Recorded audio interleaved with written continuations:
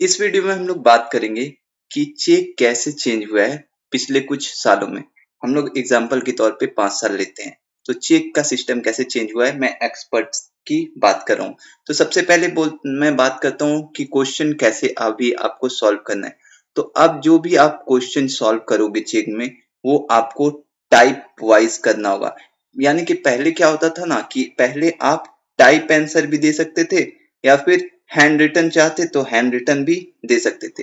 But अब compulsory कर दिया गया है चेक 2.0 में कि आपको बिल्कुल टाइप देना है। अब ऐसा नहीं है कि सिर्फ आपको टाइप करके देना है, जहाँ पे आपको राइटिंग फेज लिखना है या फिर डायग्राम बनाना है या फिर एक्सप्लेनेशन करना है। यहाँ पे आपको स्टेप बाय स्टेप पूरा सॉल्व करना है। जो भी आप क्वेश्चन को सॉल्व कर रहे हो उसका पूरा स्टेप बाय स्टेप सॉल्यूशन देना है, फाइनल आंसर देना है, एक्सप्लेनेशन देना है। अगर आप पूरा नहीं दोगे तो आपका एवरेज जो रेटिंग है वो कम हो जाएगा। अब चलते हैं, बात करते हैं दूसरे पॉइंट के बारे में जिसका नाम है ऐड सब्जेक्ट।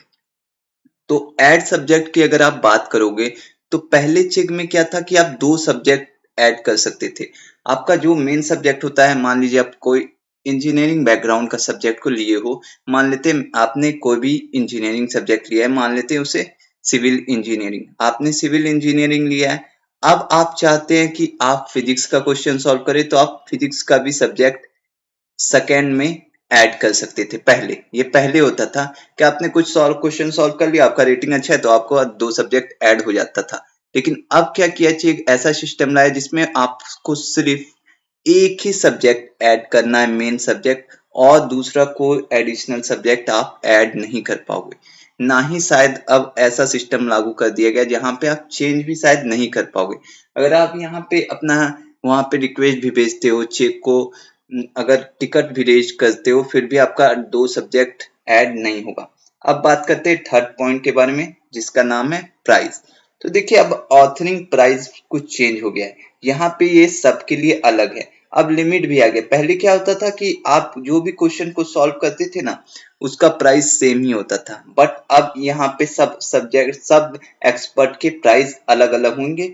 जो आपका ऑथरिंग प्राइस दिखेगा वही मिलेगा। मान लीजिए मेरा में अभी दिख रहा है 1.7 या 1.75 या फिर कोई भी नंबर ले लीजिए 1.6, तो मुझे वन जो बेसिक प्राइस है वो तो मिलेगा ही, साथ ही साथ 0.6 गुना मिलेगा। यानी कि मान लीजिए मुझे 100 रुपीज किसी क्वेश्चन को सॉल्व करने के लिए मिल रहा था, तो अभी अगर मेरा ऑथरिंग प्राइस 1.6 दिख रहा है तो मुझे 1.6 यानी कि 160 रुपीज मिलेगा। यानी कि 0.6 गुना अधिक प्राइस मिलेगा, जो कि पहले मुझे मिल रहा था उससे अधिक मिलेगा।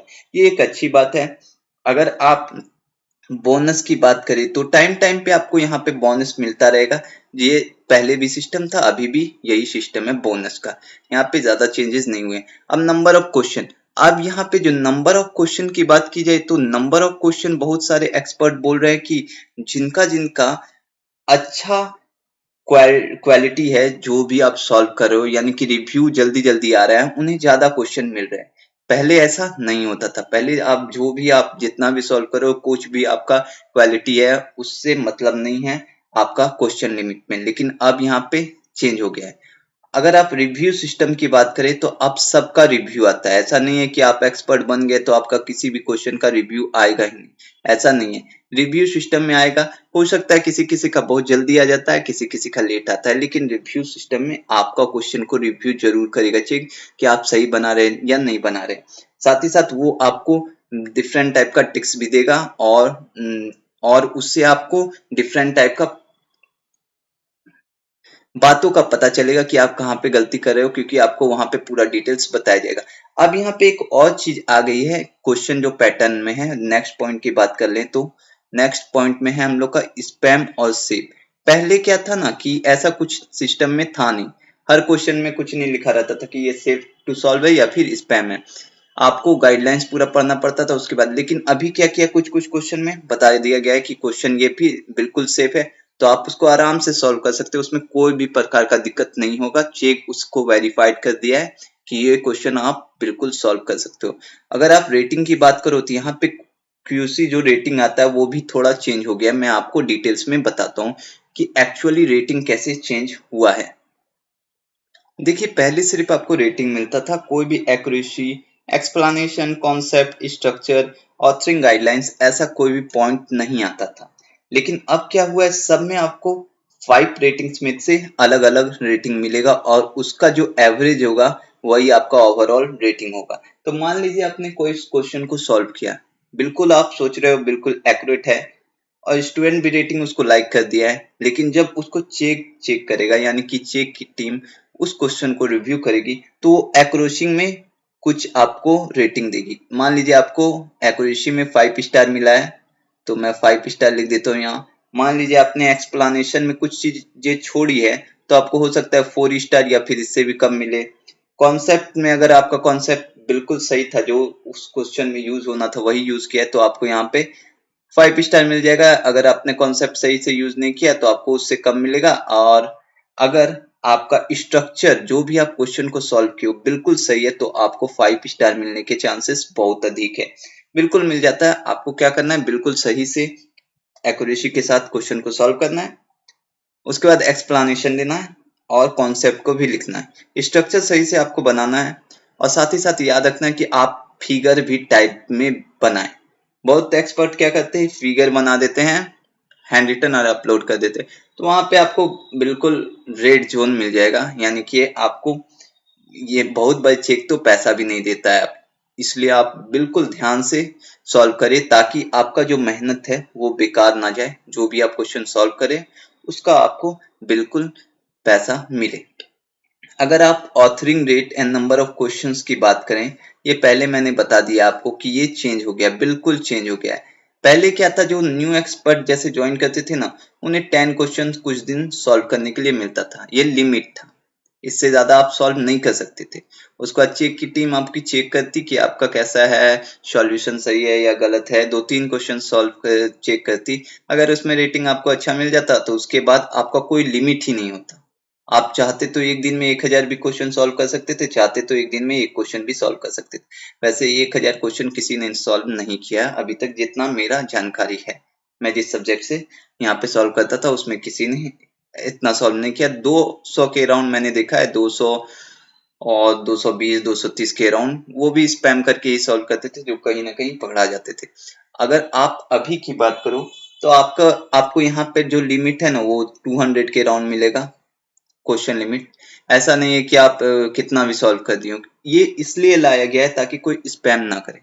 अगर कोई स्पैम करता है तो उसका अकाउंट चेक किया जाएगा चेक के द्वारा, उसके बाद आपको डिफरेंट टाइप का रेटिंग मिलेगा, साथ ही साथ आपको अच्छे से एक्सप्लेनेशन किया जाएगा कि आपने क्या किया।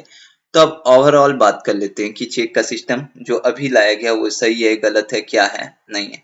अब मैं अपना रिव्यू देता हूँ, सबका रिव्यू अलग अलग हो सकता है। तो ओवरऑल सिस्टम की बात की जाए तो देखिए, चेक में बहुत सारे सिस्टम सही भी हैं, बहुत सारे सिस्टम गलत भी हैं। जो यहाँ पे ऑथरिंग जो है प्राइस बढ़ाया गया वो सही है, वो आप पे डिपेंड करता है कि आपने कैसा सॉल्व किया है। ऑथरिंग लिमिट भी 200 क्वेश्चन काफी अधिक होता है। ऐसा नहीं है कि आप किसी भी सब्जेक्ट को लिए और लगातार सॉल्व कर दोगे पूरा, ऐसा नहीं होता। तो 200 लिमिट भी सही भी मुझे लग रहा है अगर दिया गया है तो। और अगर आप बात करो कि टाइप क्वेश्चन का, हाँ तो यहाँ पे थोड़ा सा दिक्कत होता है कि आपके पास लैपटॉप होना चाहिए। अगर आपके पास मोबाइल है तो आप सॉल्व नहीं कर पाओगे। कैसे करोगे मोबाइल से, आपको बहुत दिक्कत होगा, स्ट्रक्चर बना ही नहीं पाओगे आप मोबाइल से। कितना भी कोशिश कर लीजिए आपका उतना एक्यूरेसी नहीं होगा, आप फ्रस्ट्रेट हो जाओगे और आपको टाइम भी ज्यादा लगेगा।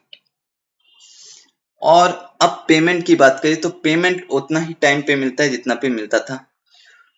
और चेक अब आपको सर्टिफिकेट भी देती है, डिफरेंट टाइप का सर्टिफिकेट भी देती है, आपको एक्सपीरियंस फ्रीलांसिंग का सर्टिफिकेट देती है। वो आप एज एन इंडिपेंडेंट कॉन्ट्रैक्टर यहाँ पे वर्क कर रहे हो तो उसका सर्टिफिकेट भी आपको मिल जाता है। आपको रिक्वेस्ट करने की कोई बात नहीं है, वहाँ पे आपको एक लिंक मिलेगा, आप आराम से डाउनलोड भी कर पाओगे। जितना दिन आप काम करते हो, जिस सब्जेक्ट में काम करते हो उसमें डेट रहेगा, और जितना जितना दिन आप काम करोगे उसी टाइप का आपको एक्सपीरियंस मिल जाएगा। तो ओवरऑल बात की जाए तो हाँ, अगर आप स्टूडेंट है, अभी कॉलेज लाइफ में हैं और आपको थोड़ा बहुत पैसे की जरूरत होती है, 10,000 के राउंड तक आपको लगता है कि आप पैसे अर्न करना चाहते हो, तो आपको 2 से 2.5 घंटा लगेगा अगर आप सुबह सॉल्व करते हो क्वेश्चन। अगर आप 2 AM से 8 AM के बीच में सॉल्व करते हो तो आपको अच्छे खासे क्वेश्चंस देखने को मिल जाएंगे। 6 बजे के बाद थोड़ा कम देखने को मिलेगा सुबह में। लेकिन अगर आप सोचते हो कि दोपहर में भी मैं उतना ही क्वेश्चन बना लूंगा तो इम्पॉसिबल, उतना क्वेश्चन नहीं आता दोपहर। जितना मेरा एक्सपीरियंस है मैं आपको बता देता हूँ, रात में ही क्वेश्चन आता है, रात में भी आप बना सकते हो 11-12 बजे से लेके क्वेश्चन वैसा ही आता है। और ऐसा नहीं आता कि थ्रू आउट मंथ आप क्वेश्चन सॉल्व करते रहोगे, ऐसा नहीं होगा बिल्कुल। कुछ कुछ मंथ में आपको बिल्कुल क्वेश्चन देखने को नहीं मिलेगा, ये बिल्कुल गारंटी है। ये डिपेंड करता है कि स्टूडेंट का सेशन चल रहा है या नहीं, यानी कि स्टूडेंट जब एग्जाम होता है तो वो डाउट ज्यादा पूछते हैं, और जब एग्जाम नहीं रहता है तो डाउट कम पूछते हैं।